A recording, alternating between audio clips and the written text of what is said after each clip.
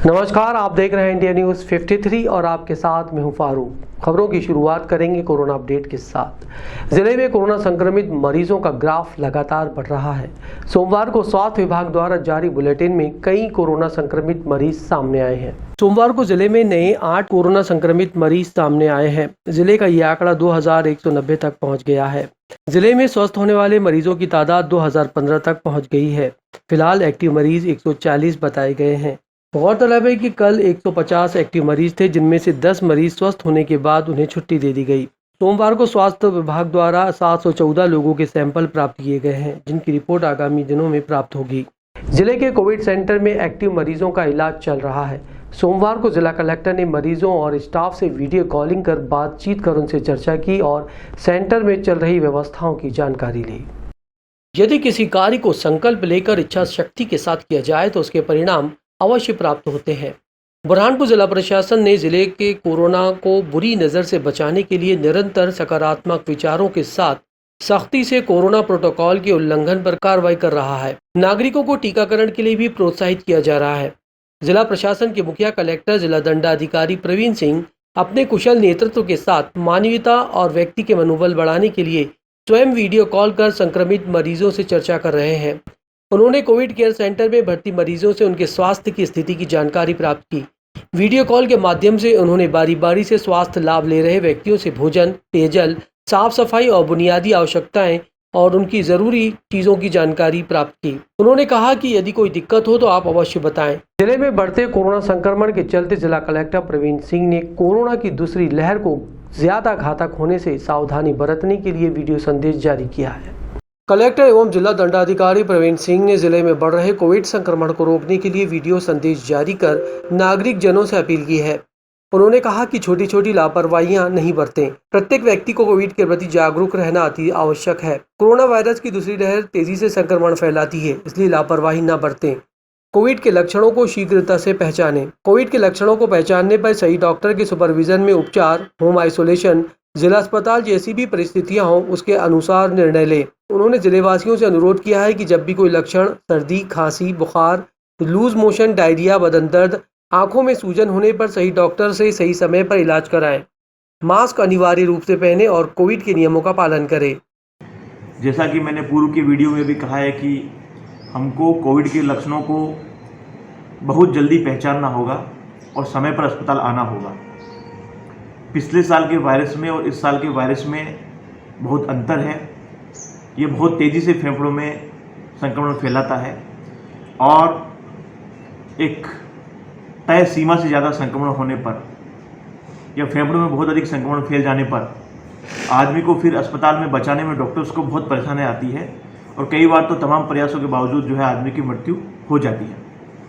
कल ही हमारे ज़िले में लोधीपुरा के एक युवक की संदिग्ध परिस्थितियों में डेथ हुई है और उसका कारण सिर्फ ये है कि वो युवक अपने ही गली मोहल्ले के किसी स्थानीय व्यक्ति से या स्थानीय अनक्वालिफाइड व्यक्ति से अपना इलाज कराता रहा, जबकि उसको सर्दी, खांसी, जुकाम, बुखार था 7-8 दिन से। 7-8 दिन इस तरह का इलाज कराने से उसके फेफड़े पूरे संक्रमित हो गए और अस्पताल जब वो आया तो उसका SpO2 बहुत ही कम था और मात्र 24 घंटे के अंतराल में उसके अस्पताल में मृत्यु भी हो गई। इस तरह की केसेस में ये स्पष्ट दिखता है कि कहीं न कहीं व्यक्ति की लापरवाही है। हमको ये बात स्पष्ट रूप से माननी होगी कि ये वायरस बहुत तेज़ है, बहुत तेज़ी से संक्रमण फैलाता है, तो हमको अपने लक्षणों को जल्दी पहचानना होगा और 1 या 2 दिन में ही हमको जो है हमारी परिस्थिति के हिसाब से हमको निर्णय लेना होगा कि हमको होम आइसोलेशन में रहना है, वो भी किसी डॉक्टर की सुपरविजन में, या मुझे अस्पताल में आना है, या मेरी SpO2 भी कितनी आ रही है। ये सारी चीज़ें हमको खुद को जागरूक होकर देखनी होगी। तो मेरा सबसे अनुरोध है कि जब भी कोई लक्षण आए, जब भी शरीर में ऐसी कोई चीज़ हो जो हमेशा से अलग हो रही हो, लूज मोशन हो रहा है, डायरिया हो रहा है, आपके शरीर में दर्द हो रहा है, आंखों में सूजन आ रही है, दर्द हो रहा है, तो आपकी दिमाग में इमीडिएटली कोई और बीमारी आज के टाइम में नहीं आनी चाहिए। आपके दिमाग में पहला प्रश्न ये आना चाहिए कि क्या मुझे कोरोना हो गया है। ये प्रश्न हमारे दिमाग में सही समय पे आना चाहिए और हमको फिर सही डॉक्टर से सही इलाज कराना चाहिए। ये 2 चीज़ हम लोग तय कर लेंगे तो निश्चित रूप से हम स्वयं और अपने परिवार दोनों को संक्रमण में बचाने में कारगर हो जाएंगे। शहर में कोरोना कर्फ्यू के दौरान मंडी इलाके में दुकानदारों को दिए गए पास का दुरुपयोग करने पर पुलिस ने पास जब्त कर उनके खिलाफ धारा 188 के अंतर्गत कार्रवाई की है।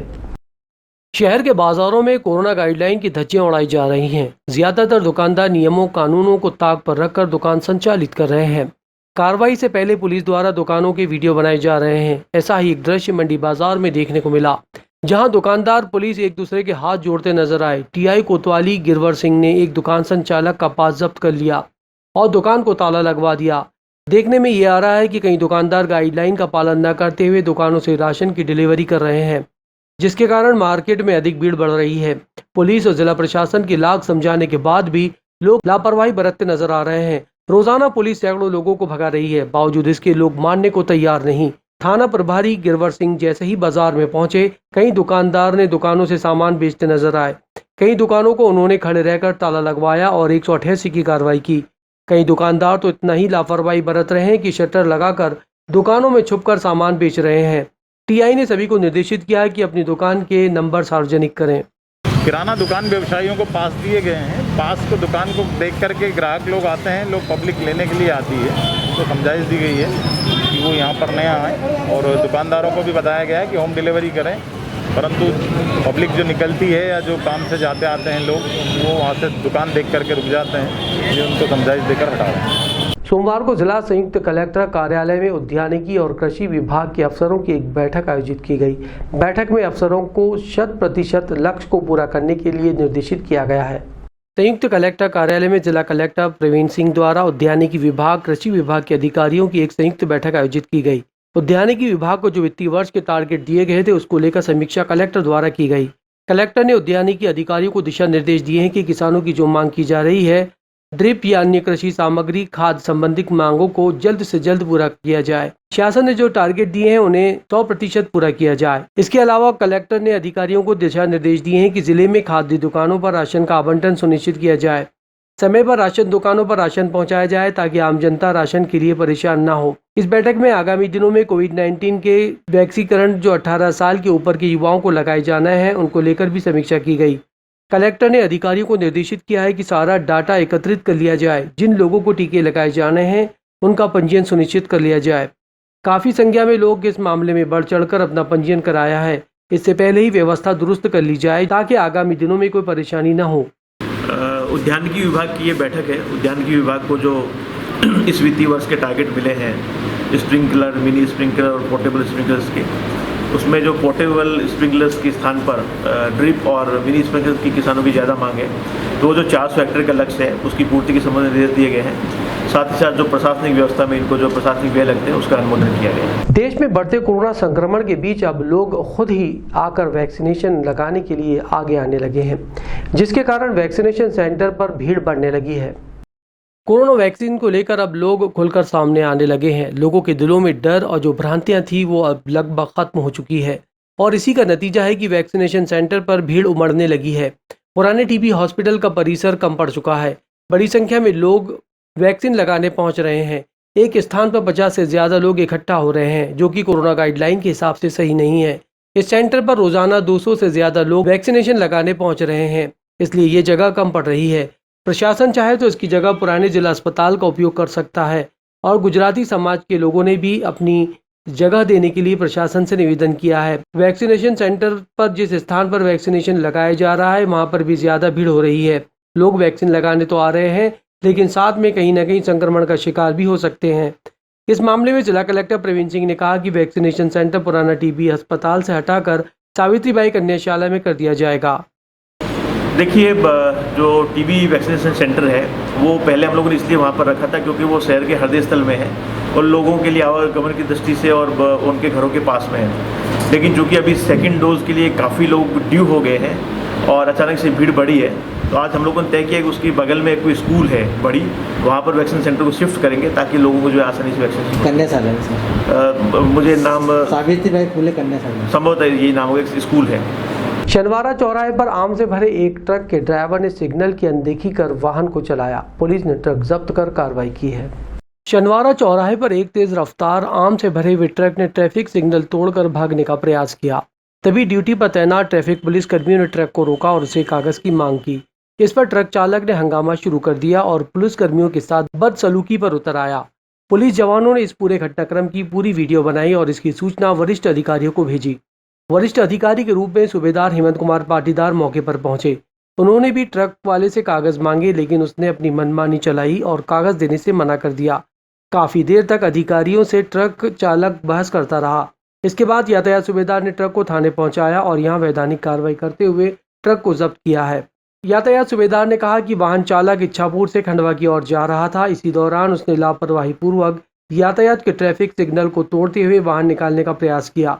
वाहन चालक के खिलाफ कार्रवाई की जा रही है। ये वाहन चालक जो है इच्छापुर से खंडवा की ओर आ रहा था शनिवारा चौराहे पे। बहुत ही व्यस्ततम चौराहा है जहाँ पर डिवाइडेशन के लिए भी व्यवस्था की गई है। तो अपनी लेन में नहीं होते हुए ये जो लेफ़्ट टर्न फ्री है उस लेन से प्रवेश करके अंदर आया। रोकने पर इसने आपत्ति ली और नियमों का हवाला देने लगा कि मैं बिल्कुल उचित चल रहा हूँ, जिसके फ़ोटो और वीडियो के माध्यम से उसे जब दिखाया गया तब उसे अपनी गलती समझ में आई, इस पर कार्रवाई की जाए।